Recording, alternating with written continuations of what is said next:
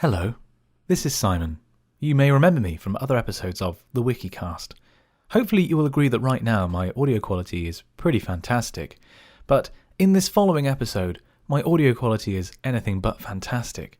Despite the fact that I'm a professional and I have professional gear that I set up professionally, I managed to record the entire episode with my microphone facing the wrong way.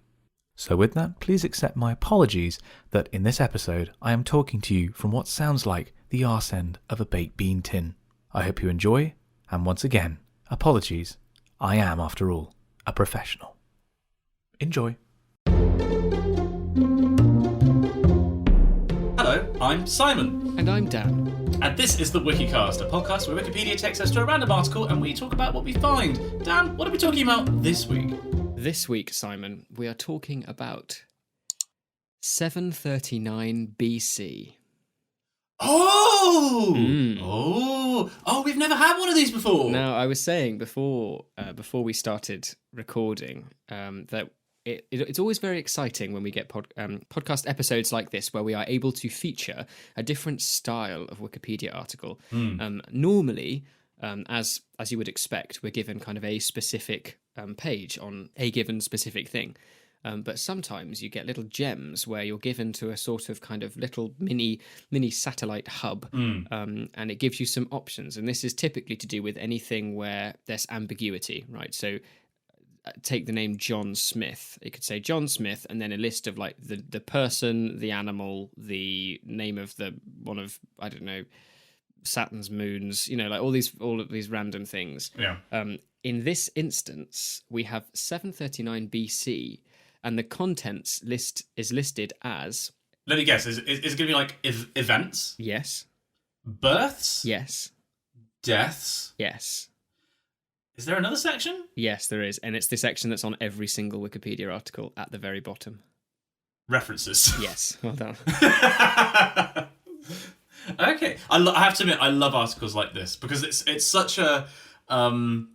if you were to genetically engineer like a race of archivists, it is exactly how they would categorize world history. It would be like, here are all of the events from this year. Wait till next year when other things will happen. Well, it's interesting that you say where other things will happen, because not only is this article interesting because we've never had one of these little kind of satellite pages, but under references there is something that I've never seen before. Go on. And it reads, this BC year article is a stub. You can help Wikipedia by expanding it. Yes, yeah, no, I've seen that quite frequently. Well, not on a year one specifically, I guess. Well, this is the thing. A stub is an article deemed too short to provide encyclopedic coverage of a subject. Much like Dan Moore. Well, exactly. The interesting thing here, though, is that there is only one thing listed in 739 BC. You're joking. There are no births. There are no deaths. There is one event. So 731 BC was this? 739 BC. 739. Okay, let's think about roughly what is happening in the world around then. So that's got to be around the time of like Babylonian Empire. Has that kicked off by then?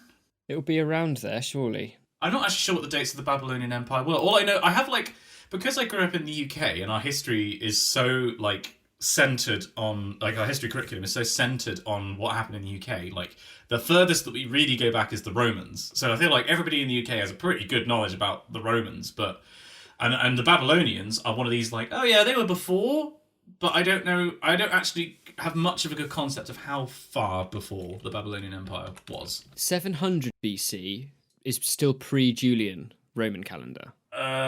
Sorry, what do you mean by that? I thought Julian calendar was our modern system of having 12 months. Yeah, so it's pre that. But wasn't that... Well, oh, right, I see what you mean. Yes, yeah, because it was a Roman invention. Yes. I'm looking up the Babylonian Empire, by the way. Right.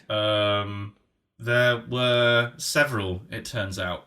Brilliant. And, it was... I think the big mighty one was a little bit later on than what we're talking about here. It was like 600 to sort of 500. And it was that empire was preceded by the Assyrian Empire. Is it by any chance related to that? Yes. Yes, it could. Yes, it is. It is. Is it going to be like the Assyrians taking a particular city as like recorded in a frieze somewhere? The specific event refers to a king. Oh. Mm. And it's not a birth and it's not a death. It's not a birth and it's not a death. But it judging by, I haven't completely read all of it yet, but it sounds like it's going to be talking about the kind of the ascension or like coronation of this chap, who I can exclusively reveal, Simon, is Hiram II. Oh, of course. Sorry, it slipped my mind. Yeah, I know. He was the Phoenician king of Tyre from 737 to 729 BC. Right, okay. And what did... I feel like Prince Philip, and what do you do? Wait, hang on. Wait, sorry. I'm confused here. So it's listing... The article page is 739 BC. Right. And Hiram II was king from 737 to 729. What? So not in 739 BC. Dan, I think we need to edit Wikipedia. I think there's another first for this show. We need to go in and edit. Simon, if we edit Wikipedia, the 739 satellite hub will not exist because even the one event that's listed is wrong. Right. Well, what we got to do is find something that happened in 739 BC. That I feel like that is the only thing that we could do here, you know? Yeah, I suppose. Great. I just went on a historical website and it said there are no historical records of this year. Yeah, so I've searched the Hiram II Wikipedia page for 739, and at no point in the entire article is 739 mentioned at all. Something must have happened. No, on thisday.com, nothing happened in 739 BC. There weren't many people around, I guess. So, you know, I guess there's not a huge amount to potentially search for. Oh! Hang on! Wait a minute! Wait a minute! I think I might have found something. I think somebody died. And there's a reference for it as well. I have a reference. Oh, brilliant. Hang on. One eternity later. Yes! Kai Husrau is definitely how you pronounce that word. Bless you. That hay fever is awful, isn't it? It's so terrible at the moment. Died in 739 BC. I have no idea who this person is.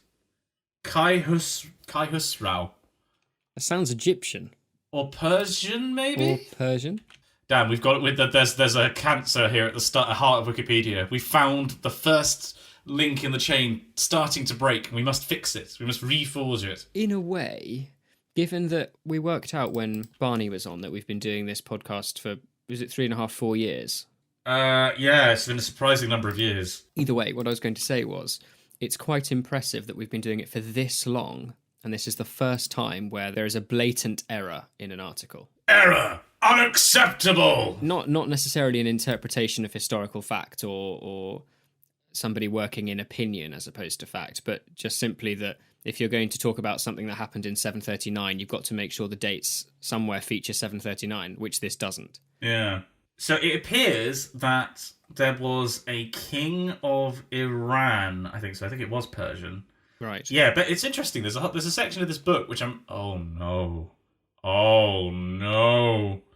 This book that I'm reading from, Dan, is called Meru Mountains, Hyperborea, an Aryan Ancestral Homeland. Wow. How has this happened? This has gone down a path that I didn't expect, Dan. You know you can play that game where you hit random article and you've got to be the first person who, via hyperlinks, can get to Hitler. Yeah. What we've managed to do is go from BC 739, and in conversation and trying to find something, we're already getting close. Yeah, and I never. It's like 6 degrees of separation. Somebody says, "Oh yeah, I know Kevin Bacon," like just out of the blue, you know. Well, I was going to say, shall we talk about Hiram II? But he doesn't qualify, so I'm afraid we can't. I'm sure he was a very interesting person. Let me read to you, Dan, from the Book of Aryan Ancestral Homelands about. So all of the information I have here is basically a list of kings in the context of a particular manuscript, I think. There's like being basically their lists of what their name was and when they ruled. And specifically, it's in relation to their rule is said every time in relation to Alexander the Great. So, like, according to this thing, the adversary of Kai Khosrov, Afrasiab, the son of Busheng, ruled 736 years before Alexander the Great. He is Afrasiab or Tuj, the Turk who has captured Iraq, ruled 723 years before Alexander the Great. And it just goes on and on like that. But there's one dude who's called Humayun or Khusrau, son of Siavush, son of Kaikaus, who... Cake house? As in the house of cake? Kaykaus. Kaikaus. Right. It ruled 408 years before Alexander the Great, and that rule came to an end in 739 BC. Wow. Well, there we go. Somebody call Wikipedia and tell them that there actually is something. Why don't we can edit it, Dan? You could go in and do this. I mean, I could do many things, Simon.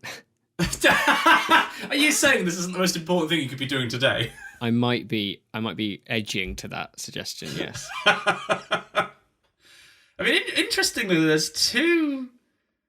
What? There's two... This doesn't make sense either. There are two kings who apparently stopped reigning in 739 BC. What, of the same realm? But yeah, the same area, and then there's a different king. I think the first king might have gone off on a religious pilgrimage and been like, see ya, I'm not king anymore. In fairness, they do like doing that. Yeah, I mean, I guess kings haven't changed that much. Not really. I mean, isn't it kind of crazy that these are events that took place nearly 3,000 years ago? Mm. And we have details of who was in charge and how long they reigned for. I recall, speaking of things happening at a time different to where we are now in it, I remember having this sort of epiphanic moment where...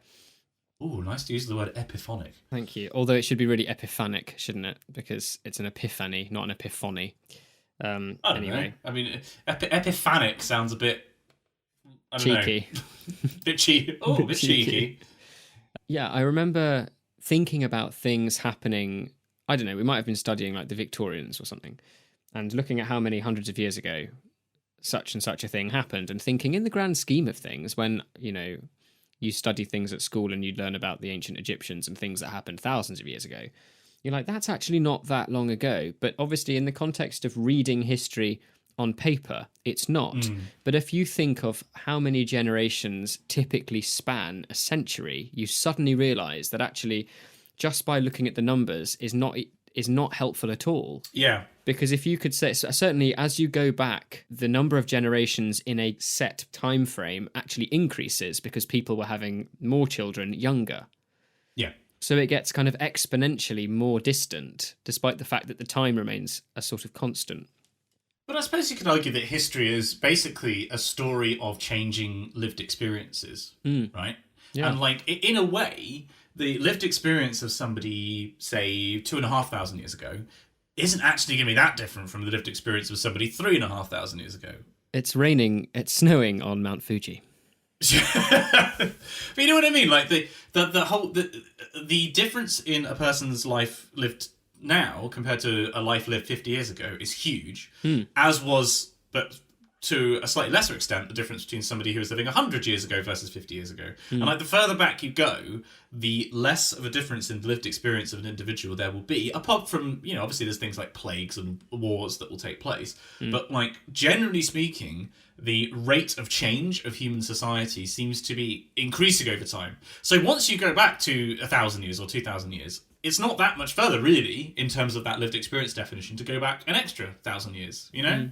Like, even though human history is technically... I don't even know when you would technically class human history as starting. Like, 15,000 years ago? I suppose. Is history defined as when things were starting to be written down? Is that still... Because that was when I was a kid, the definition between, you know, prehistory and history is... It's probably now not written down. It's probably kind of deliberate human recall, because obviously there's lots of history...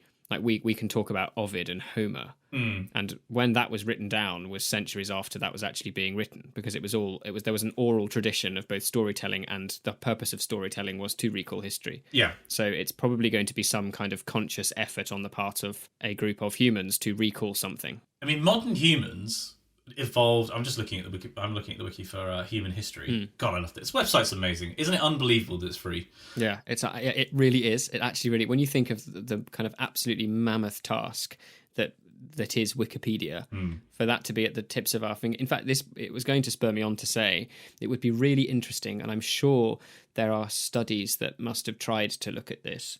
But actually, when you think about it from trying to gather kind of like empirical evidence, you can't really do it. But I was wondering whether, because as we advance and we become so much more not only self-aware, but aware of our place in time and being able to look back at, millennia of human history, what effect has that had cognitively and behaviorally on even things like emotion, not necessarily kind of actual kind of brain function and ability to kind of empathize with a common neighbor. Funny you should mention that, actually, because I was literally just reading on this article, one of the definitions of when human history starts is when humans reached, quote, behavioural modernity. I see. What do they define as behavioural modernity? Behavioural modernity is a suite of behavioural and cognitive traits that distinguishes current Homo sapiens from other anatomically modern humans, hominins, and primates. Right. Most scholars agree that modern human behaviour can be characterised by abstract thinking, planning depth, symbolic behaviour, such as art, music and dance, exploitation of large game, by which I assume they mean things like Fortnite, and blade technology, among others. So, yeah, well, I guess what you're saying there is like, it's kind of that, really. It's how that human culture of behaviour evolved. But, like, I mean, and the other thing to point out is that happened about 50,000 years ago, according to this, whereas anatomically modern humans were present from about 300,000 years ago. So there's 250,000 years that it took for humans to physically be here before they were mentally, intellectually present, if in a way. Wow, I love this stuff. I absolutely love ancient history. Like, I don't know if you've ever listened to the History of Rome podcast. Yes. I've just started going through. I've taken to long walks at night, Dan, because Pixel Girl is still finishing off the term in her old school near London. So I'm on my own in the evening. So I've just started going on walks and listening to the history of Rome, and it's there's something about this period in history where cultural ideas and modern behaviours emerged for the first time, and the like the creation of the first cities and stuff like that. I don't know what it is, but it's like a dagger through my brain. It really gets me. It's crazy. I remember back when I used to conduct Exeter University Singers, the chamber choir at the University of Exeter, we went on tour to Rome. In fact, oh yeah, we would have been recording the podcast, so there will be a podcast episode where I talk in depth about that. I couldn't possibly tell you which one, but anyway, there is one. Will I link it in the description? Off, will I? Yeah, absolutely not. This is Fergus, the editor. The episode in question is episode 39. Timestamp 10 minutes and 6 seconds. Give me a fucking pay rise. But and there was obviously we sang in some amazing places and met some amazing people and brought some really kind of lost and forgotten music, early polyphony that may have started and been born in a place like, I don't know, Basilica to Maria Maggiore, which was Palestrina's first church, or basilica. It's rarely his music is rarely sung now because polyphony and large scale kind of choral works. In fact, not even necessarily large scale. Basically, they're not sung anymore. It's mostly chant. And a priest there was very emotional about how lovely it was to hear the building echoing with this music that should be here. And it was a very kind of touching moment. And it was a moment like that where you can really directly kind of emote to something that made you realise the significance of where you were standing and what has come before. And I had exactly the same experience, not so much when visiting the Colosseum, which was very interesting, but a bit of you were like, okay, yes, I've seen this now, that's fine.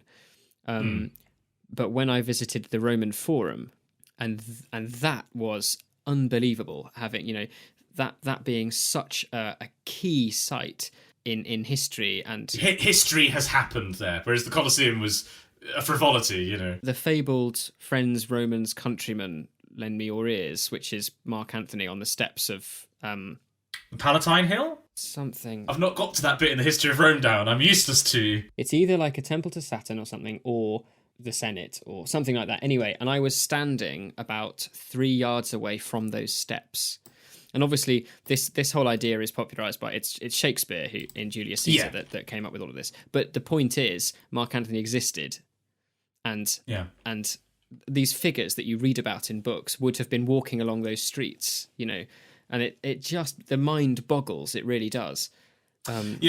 It was the most incredible thing. Wow. Okay, so just a time check here. Since I've started my recording, we're sitting on about 24 minutes. Now, the podcast in itself will be a little shorter than that. But we have brilliantly been able to talk about 739 BC that not only basically has nothing, but the one thing it has is wrong, and still derive some kind of, I think, really interesting conversation from that. And you know what? I just quickly wanted to check before we moved on. If we went 1 year either side, would we have gotten anything? And the answer is yes. A bunch of stuff happened in 738 BC. A place in Poland, Poznan, was built. Right. And King Tiglath... Is that your very upper class gran? Poznan? Poznan, yeah. Oh, actually, sorry, it was Biskupin? It was built north of Poznan.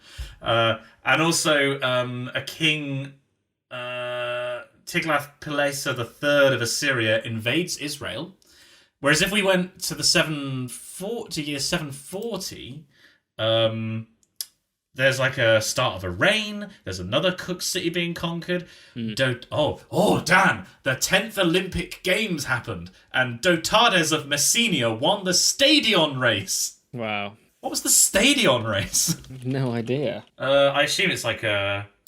Oh, it's got its own wiki. Okay. It's an ancient running event. It was one of 5 pentathlon events. The premier event of the nude competition.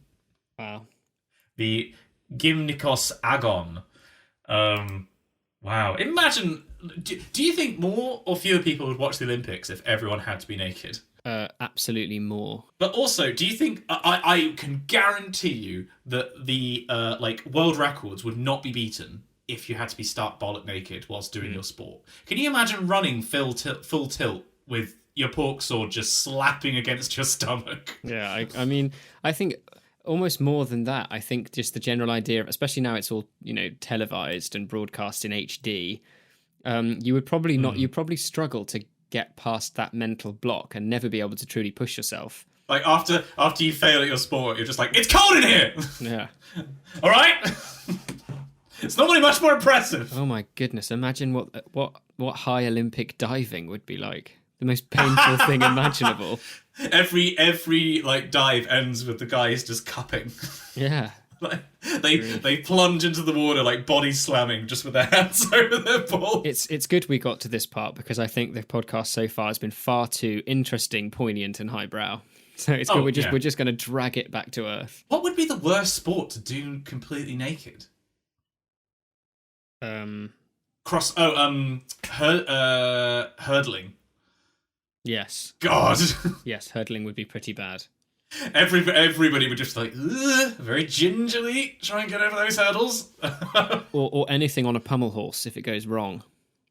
Oh yeah, equestrian events. Yeah. As in I mean... You mean the gymnastics, but I'm meaning if you were to be on an actual horse. Yeah, I thought you meant when I said pummel horse, you were thinking it was kind of like equestrian meets boxing. It's like chess boxing. It's like, but horse riding boxing. I mean, I'm sure somebody in our readership has probably done that sport already, let's be real. I'm sure they have.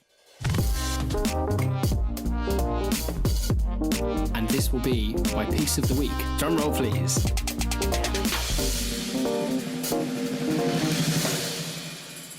Right, Dan, we find ourselves finally in a new section of the podcast. We really did milk everything that happened in 739 BC.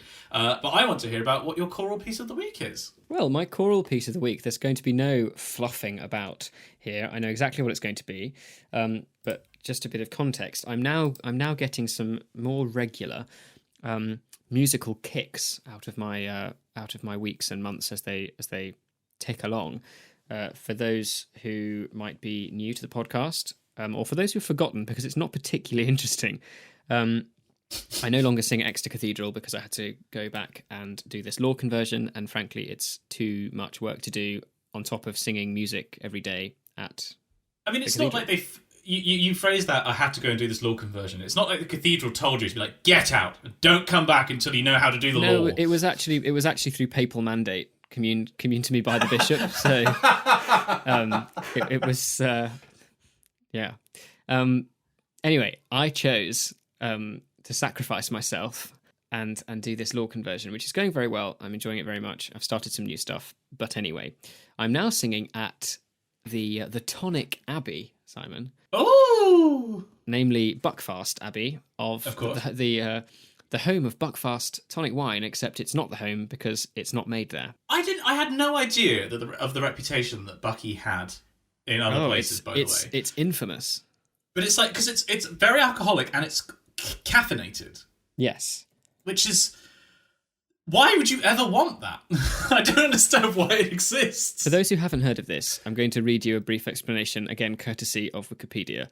Buckfast tonic wine is a caffeinated fortified wine originally made by monks at Buckfast Abbey in Devon, England, now made under a licence granted by the monastery and distributed by J. Chandler and Company in Great Britain and James E. McCabe in Northern Ireland.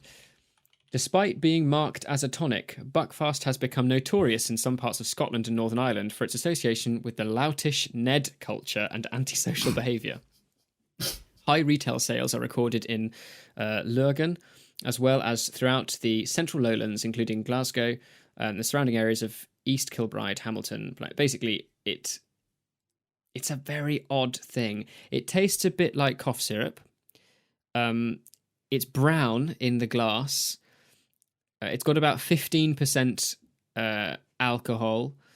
There's a Guardian article here called Buckfast, a drink with almost supernatural powers of destruction. There was a very good review of an album, basically. Oh my god, I'm going on a tangent again. I said there wouldn't be any bloody fluff, for God's sake. Cull this part of the timeline, Dan. You're a variant. Let's go back to the sacred timeline of the podcast. Let's go back. Right, so my choral piece of the week is because the reason I mentioned Buckfast is because I sang it there for a mass service on Sunday morning, and it is Sancta Trinitas Unus Deus by De Fevin, or Fevin. I think it might be Fevin. Oh. Where's he from? Anyway, that's F-E with a dash V-I-N. And it's really cool. It starts quite kind of homophonic in texture and then breaks out into some quite interesting back and forth between upper and lower voices with kind of rhythms that get more and more fruity. And it's really cool. I've never heard it before. I don't think I've ever sung much by this Antoine chap. Never even heard of him, I've got to say. Yeah, it's really cool. The manuscript dates from there's one that's 1498 from a apostolic book in the Vatican, and then there's another that dates from 1513, 1514, and it's really cool. I urge people to listen to it. You can find a really excellent recording from a new ensemble I've been listening to called Alamire, A-L-A-M-I-R-E. Oh, Alamire. I know them. They specialise in early music. They have a whole album of the Spies choir book. Yes. That was a gift. Well, Yeah, great choir. It's the 6th track listing on that very album, the Spies choir book. So I must have heard it before then. Clearly it made a great impression. It's really cool. It's really great, and I like it a lot. So that is Sancta Trinitas Unus Deus as my choral piece of the week. I will include a link to the album in the show notes. Critics Corner, Simon. Yes. Now, my partner has started watching Love Island. I am terrified. That's all I'm going to say on the matter. You I'm just going to leave it there. huddled in the corner, being like, "No, I go upstairs to the office. not and the veneers." watch what I want to watch because I cannot stand that program.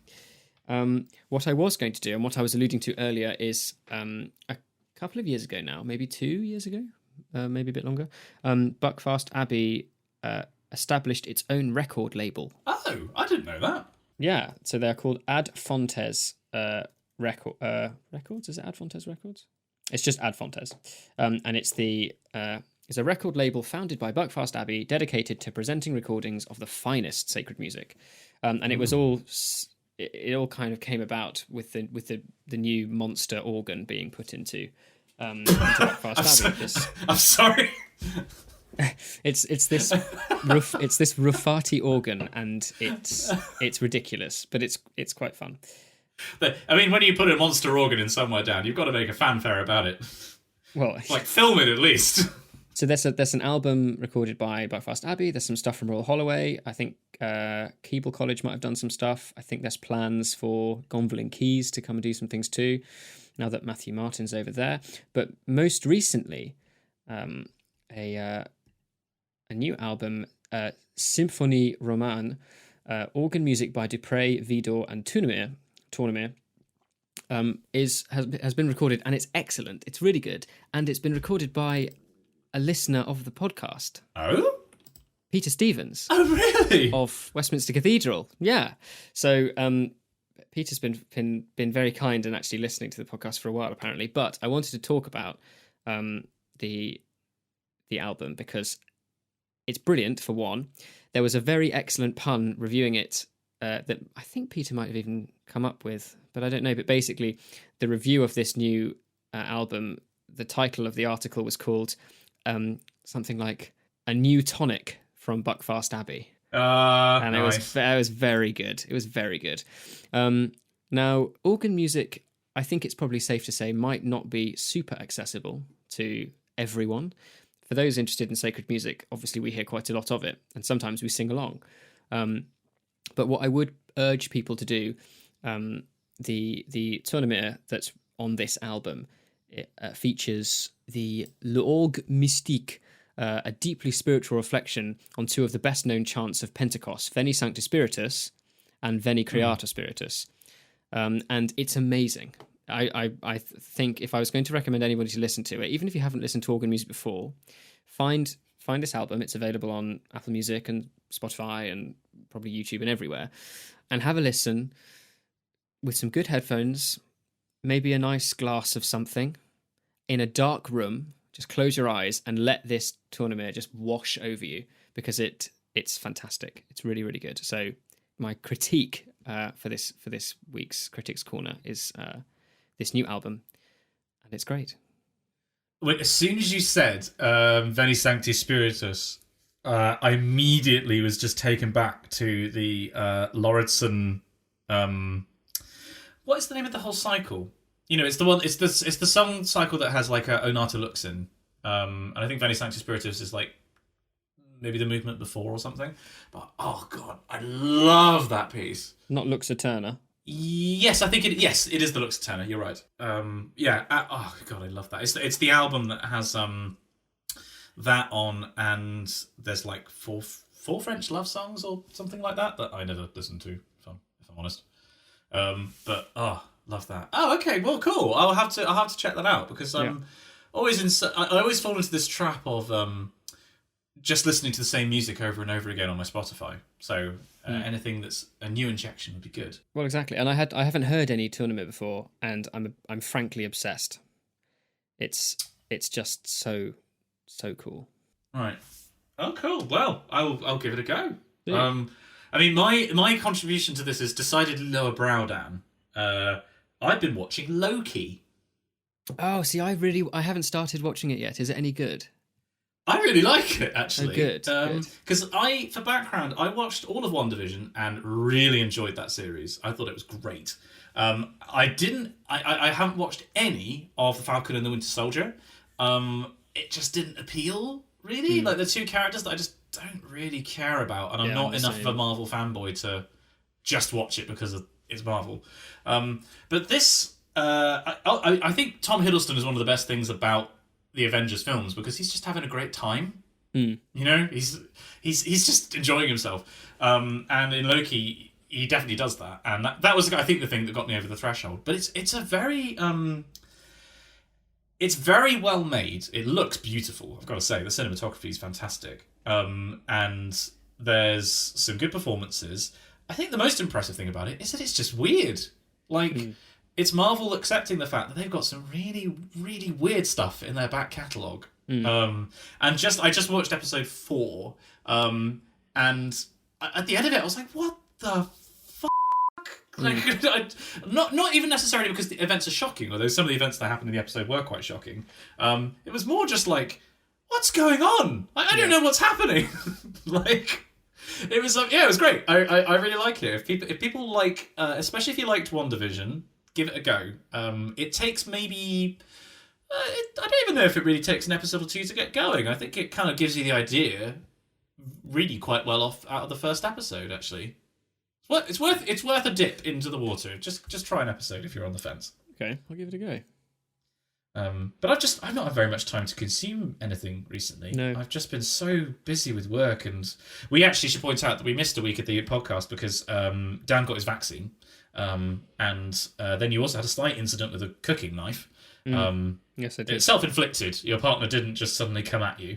No, I was just being in classic me style. I was furiously and without much awareness and actual kind of sensible knife handling skills. I was chopping mint and coriander for a couscous. So you. I know, it's ridiculous. And then just decided to go right through the end of my my left pointing finger. Yeah, at least it's my left hand. I mean, because I handwrite all my law notes. So if it was my right, I'd be in a bit of trouble. Yes, definitely. But and you changed the dressing, and it's all seems to be okay. So yeah, it's fine. I changed it yesterday morning, and it was quite impressive to see how well I've cut my finger. Let's not go into detail. Let's not go into detail on this, Dan. People are going to gross some people out here. The first comment the nurse made when she was like, "All right, let's have a look then," was there was just kind of like a sharp intake of breath, and she said, "Gosh, your knives must be sharp." And I said, "Yes, they were." And she said, "Well, kitchen safety 101, a sharp knife is safer than a blunt knife." And I said, "Yes, I know, except when you cut yourself." She said, "Yeah, except when you cut yourself." But yeah, so basically, between that and the fact that we've both been quite busy, I have been killing myself trying to get a video out, which has just been released as of the time of recording. Oh, in fact, I watched it last night. Oh, good. A lot of people did. It's done very well, actually. I enjoyed it very much. Good. Yeah, it was a bit of a weird one, really, because it was originally just meant to be, I'm going to try and learn some quantum field theory in a month. Let's see how much I can learn in a month. And it turned into this very personal kind of journey, really. It was very, very, very glad I did it. It was a very good experience. But basically, alongside all of that work, that's why we missed the week of the podcast. But also, we haven't got a huge amount to talk about. The one thing that I would like to mention before we move on is a book that I've read recently, which I don't think we talked about before, called The History of Bees. I don't know if you've read this. Oh, I've seen this. Yeah. It's excellent. It is one of my favourite pieces of fiction that I've read in a long time. I very nearly picked it up when I was in Waterstones the other day. I ended up picking up For Whom the Bell Tolls by Hemingway. Oh, yeah. And I think it's called Wine to Glass. Right? Is that an Oz Clarke book? It's an Oz Clarke book. Yes. It's actually brilliant. I'm quite into my wine. It's called Wine by the Glass, and it's excellent. I would recommend it. But yeah, sorry. Something about bees? Yes, The History of Bees. To very briefly give a synopsis, it's three stories that happen. One in England in the mid-19th century, one in America in the 2000s, and one in China in the 2080s, 2090s. And that they originally appear to be completely disparate, but there is actually a thread that goes between all three stories that you're introduced to as the book goes on, because you have... you'll do a chapter of one, then a chapter of the next, a chapter of the third one. I see. And that structure works really well. It keeps you constantly interested. And as the story goes on, you start to see threads connecting them. And it works very well as a piece of fiction, but it also works very well as illustrating how fragile our relationship with the natural world is. And in particular, pollinators like bees, how crucial a role they are in the way that we grow food. And how if they were to disappear, a lot of stuff will go very wrong very quickly. Yes. And as a book, it somehow manages to be both terrifying and post-apocalyptic, and also hopeful and sentimental. And yeah, I just really, really enjoyed it. It's one of those great joys in life of just discovering a really good book. And I feel like that was that for me. So if that sounds interesting to people, then check it out. I'll put a link in the description.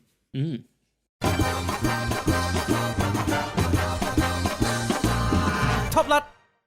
It's that time again, dear readers, where we turn to both simultaneously our favourite part and our least favourite part of this podcast. Our favourite part because we get to thank you lovely lot for supporting us. I thought you were going to say it's our favourite part because it's the part where we get money. It's our least favourite part because we have to say thank you. No. God, no. I think it's more fun to say thank you than get money, Simon. Yes, of course. That is the official position of the Wikicast PLC. Yeah. It's our favourite because we get to say thank you to you lovely lot who support us. And as we say every episode, your support cannot be emphasised enough in the difference it makes. I mean, firstly, without which this podcast wouldn't happen. But it's always lovely not only to see that people want to support this weird thing that we do, but then also being able to hear from you in the corner that we'll go to later. But it's our least favourite part because we have to make fun of Patreon's user interface, which actually is fine. It is. It's been fine for quite a while. It's been fine for a long time. But because we started, when, early doors, it really wasn't fine. It was clunky and difficult. And I think we've just we have such a close relationship with Patreon now that it would feel wrong to let that go. That being said, Patreon.com. We haven't said the URL yet, Dan. I've just realised. I'm trying to put it in. Nah. It's patreon.com/the Wikicast. Thank you. Brilliant. That was such a slick interruption to my spiel. You barely noticed it, I don't think. Yeah, hardly noticed. Bing bong. It falls upon me to say an enormous thank you to those who support the supreme and clear choice in Best Pet. Team Dog, specifically our top dogs, and those who support us with $5 every month.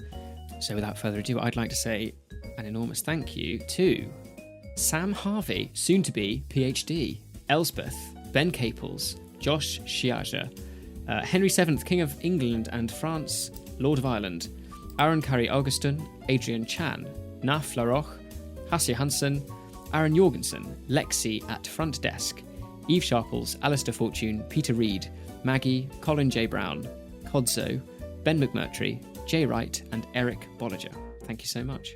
Bing bong. Could the following people please come to the front desk to receive appreciation for being top cats? Jerry Moore, Nathan Flaherty. Should I do the whole bit like this? If you want to. I mean, I'm sick of it already, but you can keep going if you'd like. We've got to double down. Ultra Piggy 123, Violet Hatch, Abu El Ella the physics boy, Hugh Janus. Wait, what? Oh, that's not a real one. Simon P, Jack Easton, Izzy Christie. Oh wait, no. Sorry, take that one out, Ferguson. Izzy CC, Nafi Iftikhar, Christopher Betterton, Dane Vannery III, Layla Medina, Oliver Craigie, Will Janice Humphreys, Rents Kirk, Oliver Burkhart, Omar Miranda, Cole Mansfield, Princess Andromeda, Chucker Cat, Bendant, Isabel Ostrowski, Matt McGuire, and Dan Hanvey. Thank you so much to everybody who supports the show. You pay for our editor, you pay for our hosting, you pay for the show. It's only possible because of you, so thank you very much.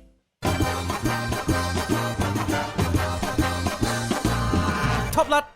Oh, we've got some in here. Oh, what's this? Oh, Ooh. children! Emails and lollipops! All free today.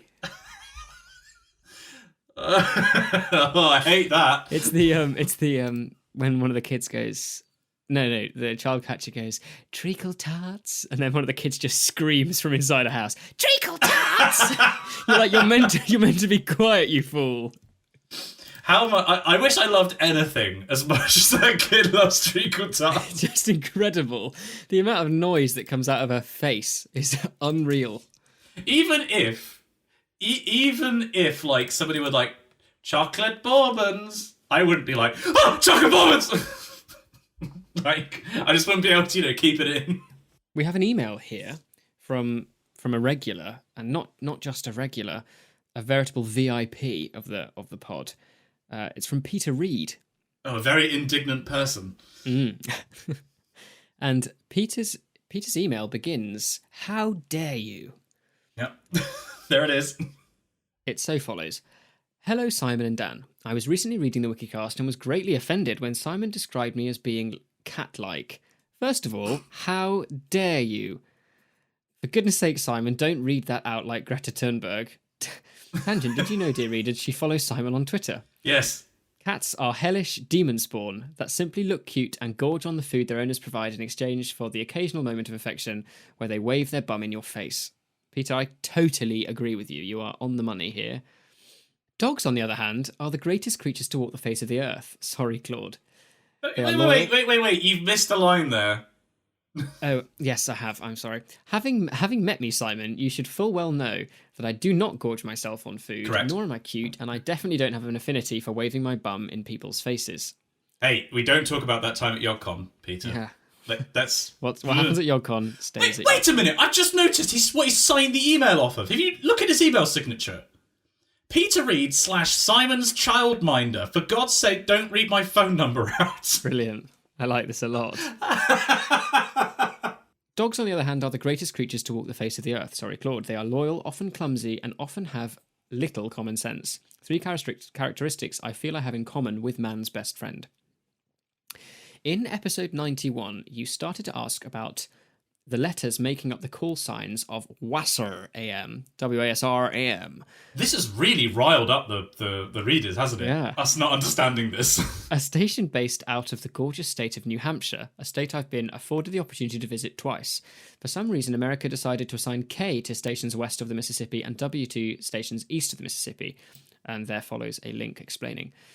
Yes, you read that right. They assigned K to west and W to east. Makes perfect sense. Then again, what can you expect? This is the USA, the country that still uses imperial units, taxes its citizens living abroad, and elected Trump. Did you expect it to make sense? He makes a good point. Anyways, that's my rant over. Thank you for I'm providing sorry, what? That's my rant over. Thank you for providing such great entertainment weekly. Yes, all right, Peter. We know it's not quite weekly. Please do take Mr. Moore to the Harry Potter studio tour before you move. It's fantastic. And please can we have more Lawyer Dan rants soon? I love the passion I saw from Dan as he talked about the law in relation to skips. Best of luck in your studies. Skips as in the refuse receptacle, not the crisp. And much love to Simon, Pixel Girl, and the adorable ball of joy that is Jasmine. Much love, Peter Reed. Someone's changed their tune. Wait a minute. Simon's childminder. I this will not do, but you can't spend this email slagging off cats and then be like, oh, but you are perfect, my little baby girl. Oh, like, no, that's not how it works. Pick a side, Cap. It's like the Civil War. Which side are you on, Cap? You're going to sign the Cat Covia Accords? Incredible. We have a lovely email here from Lewis, titled An Emotional Thank You. It reads, Dear Dan and Simon, a.k.a. Mrs. Clark and Mr. Moore. Why am I the... Anyway, I'm writing this email currently sat in my sixth form study area listening to episode 79, and I wanted to say thank you for looking after me during 3 of the toughest weeks of my college experience so far. As someone who is on the autistic spectrum, I suffer from a lot of anxiety surrounding COVID, and with my timetable changing from 1 subject a day to multiple subjects a day, I've constantly worried about COVID and the problems that come with surrounding mixing with various people. Your podcast has looked after me and kept me calm when I need to. After finding it on YouTube to begin with, I've started to regularly listen to your podcast every bus journey and studying period as a distraction. Just thank you for the humour, interesting chat and company through an incredibly tough time. Well, Lewis... you are so incredibly welcome. Thank you. Absolutely. For such a lovely email, for writing in and supporting the show. You know, by giving us content, you keep the show alive. Because Lord knows we don't have any content of our own. And we're also sorry to hear that you've been going through the three of the toughest weeks of your college experience so far. It will get better. There is a light at the end of the tunnel. And even if the tunnel goes on a bit, with the regular broadcasting schedule that we adhere to so kind of strictly at the Wikicast, you can hope for a little lantern light not too far ahead in the future. It's like, do you remember the movie poster for the assassination of Jesse James by the coward Robert Ford? No. I think that was the title. It's like a guy, it's like 19th century America, and there's like a train tunnel with a guy with a lamp at the end. And that's us. Oh, right. Yeah. We're not assassins. We're here to help, honest. We're not assassins. Which is, of course, what an assassin would say. Yeah. But yes, you're very welcome, Lewis. And they conclude, I hope Dan's law conversion has gone well, and I hope Simon is enjoying being the Doctor. Again, thank you from Lewis Bassingdale, the politically obsessed nerd in the corner, aged... Oh, God. 547,872,140.369. What? Bananas? You haven't given us a unit, Lewis. At the time of writing. Well, I'm glad that was very specific. Seconds? Maybe? Star date? Bananas? Who knows? Well, Lewis, you're very welcome. I'm glad that we can help.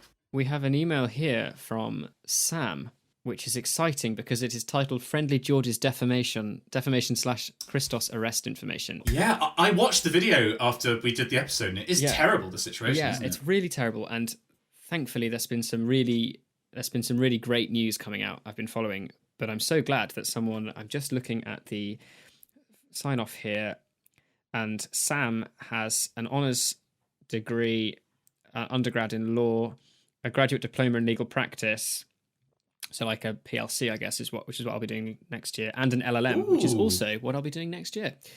And he's a solicitor. So this is going to be really interesting, and I hope that it's not going to just rip apart my understanding of the situation and what I said.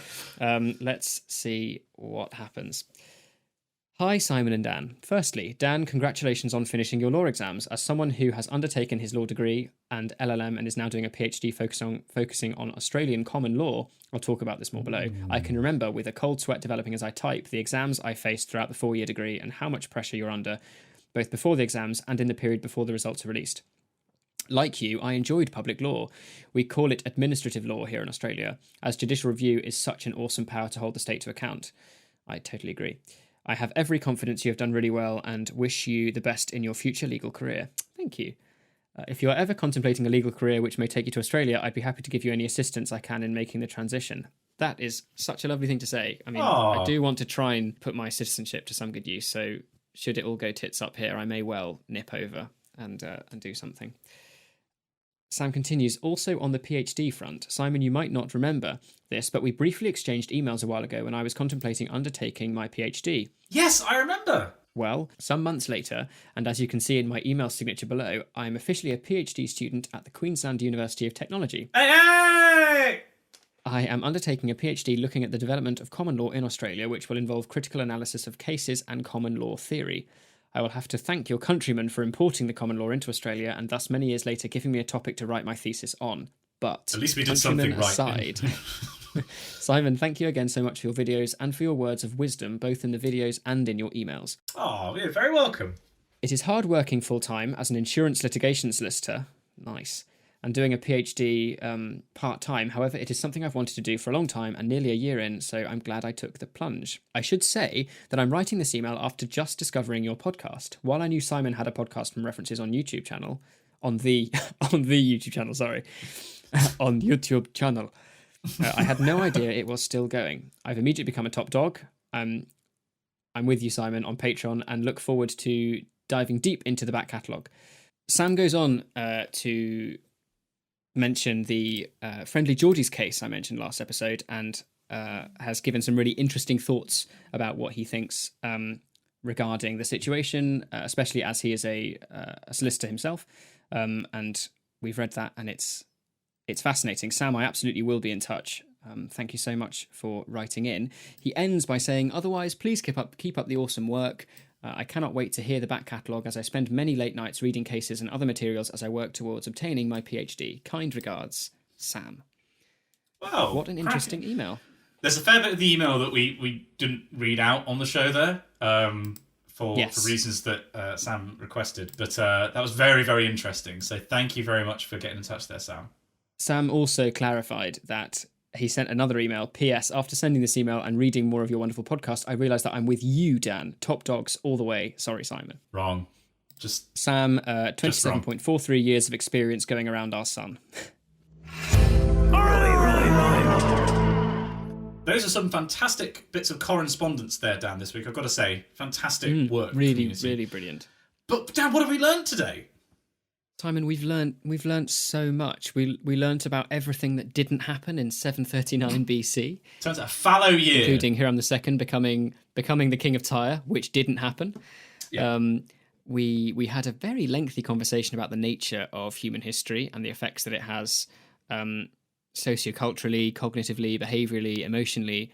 And then we brought it down to how funny it is that the Olympics used to be run in the nude. Yeah, I still struggle. My brain is still processing this information. I mentioned my choral piece of the week, Sancta Trinitas. We critiqued a bunch of stuff, including We the did. highbrow of choral music and the lowbrow of Disney/Marvel's Loki. We did. But both of them are great, as is the history of bees. I mentioned that fantastic album from a fellow reader of the podcast. And a Hamlet reader of the podcast will be in touch next week. Sorry. Yes, very good. That's all for this week's episode. Don't forget to subscribe to us on your podcasting service of choice. You can join the Discord, and if you'd like to see our faces, check out our YouTube channel, Spongy and Electric. The worst sports to be played naked, hay fever woes, and other thoughts on the show can be sent to us at spongyelectric@gmail.com. We'd love to hear from you. Join us again for another tumble down the wiki rabbit hole. And we'll see you next time.